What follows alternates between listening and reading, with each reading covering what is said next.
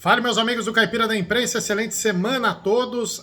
Segundou, e que semana, hein? Semana com feriado, semana com jogo da Seleção Brasileira e não temos jogos do Brasileiro, mas bora comentar a rodada 34 e que rodada, hein, gente? Até mudou o líder do campeonato, vamos falar jogo por jogo e qual era o meu palpite para a rodada 34. Começando no sábado, 16 horas, jogos de dois times que estão na zona de rebaixamento. O Coritiba recebeu o Cruzeiro, acabou ganhando de 1-0, gol do Robson Fernandes, e o meu pitaco era que o Cruzeiro ganhasse.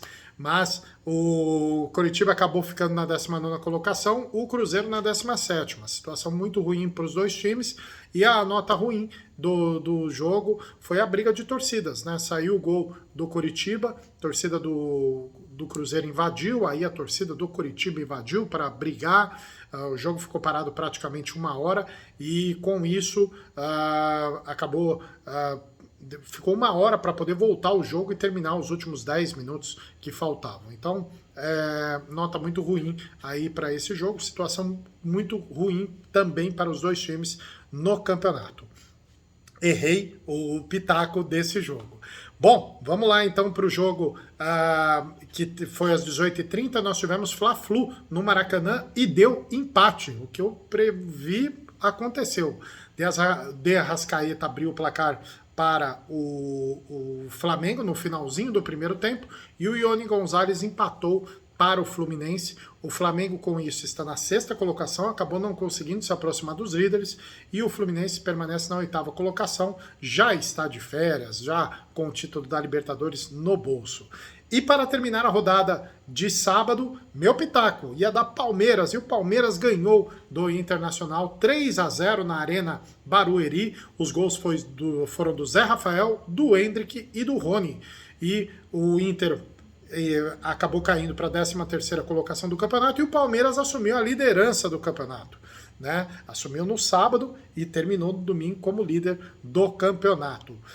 Vamos lá para os jogos de domingo. Domingo, às 16 horas, em Bragança Paulista, era o jogo do até então líder Botafogo com o Red Bull. Meu pitaco daria empate, e foi empate, 2-2, Red Bull, Bragantino e Botafogo. O Thiago Borbas abriu o placar logo no comecinho da partida, aí teve aquela parada de hidratação, e logo depois dessa parada, o Botafogo virou o jogo com o Vitor Sá e com o Eduardo, só que no finalzinho do jogo, lá 90 minutos mais 6, já nos acréscimos no final da partida, o Thiago Borbas deu números finais, empatou o jogo. Com isso, o Red Bull Bragantino está em quarto e o Botafogo em segundo lugar do campeonato.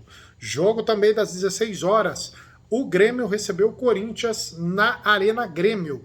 Meu pitaco seria empate, mas deu Corinthians, 1-0, gol do Romero. Jogo também complicado, teve pênalti, Cássio defendeu, teve expulsão do lado do Corinthians.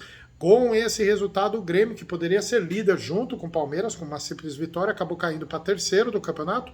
E o Corinthians, nessa luta aí para se manter, ainda está nessa briga do rebaixamento e está na 11ª colocação. Jogos das 18h30. Para fechar a rodada 34, nós tivemos todos os jogos das 18h30. Clássico Sansão, na Vila Belmiro.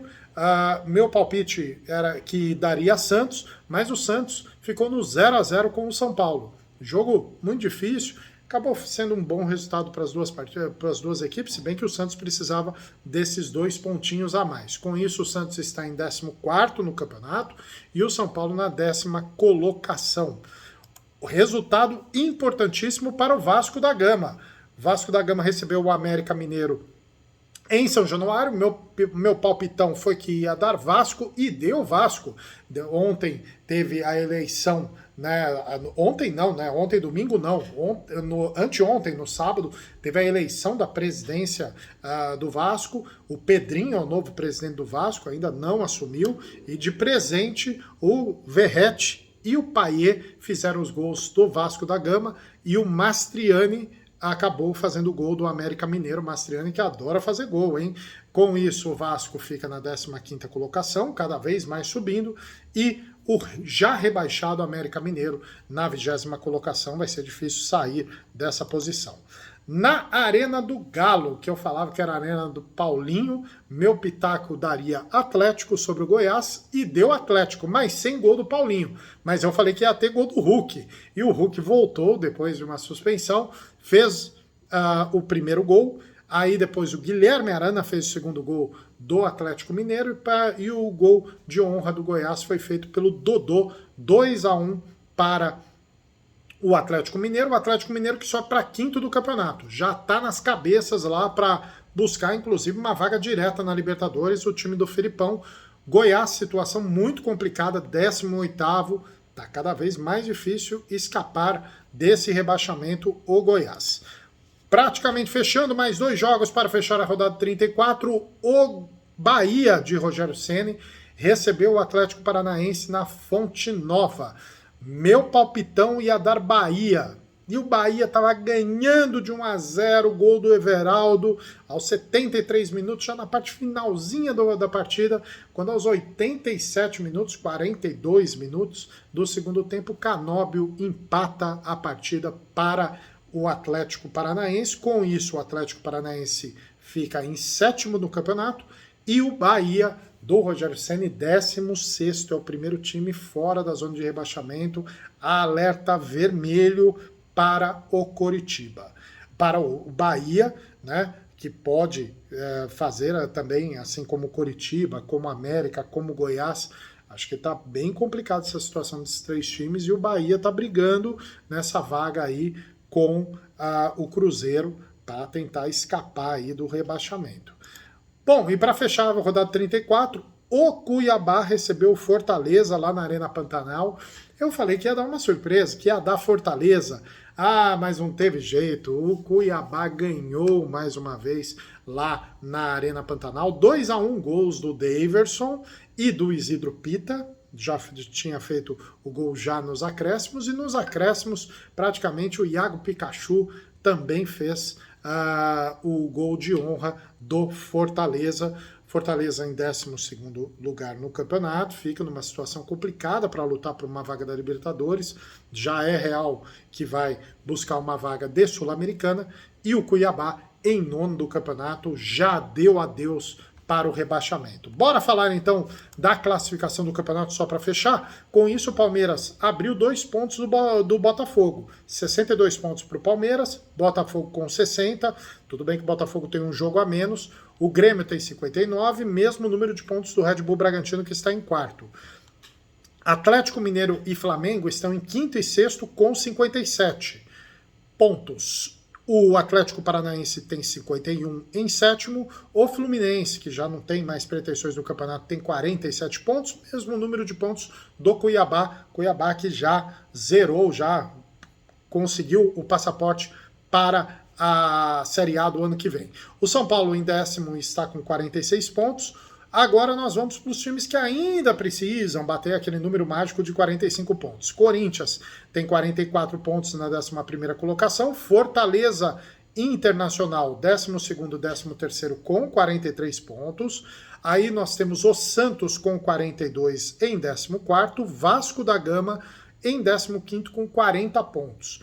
E os times que estão abaixo de 40 pontos são Bahia com 38 em 16º, Cruzeiro com 37 em 17º, o Goiás tem 35 pontos na 18ª colocação, aí Coritiba e América 29 pontos e 21 pontos, América já rebaixado virtualmente, o Coritiba ainda tem alguma chance, o Coritiba está a 9 pontos para sair da zona do rebaixamento, faltando 4 rodadas. Então, se o Coritiba tiver mais uma derrota, aí, matematicamente, o Coritiba também está rebaixado. Tá ok, gente?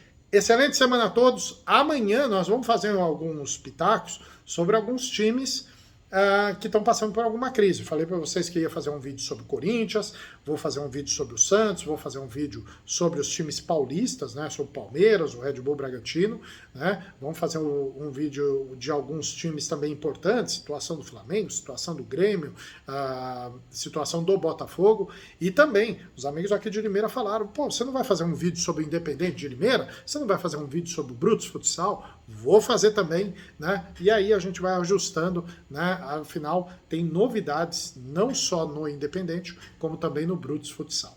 Tá ok, gente? Excelente semana a todos, um grande abraço.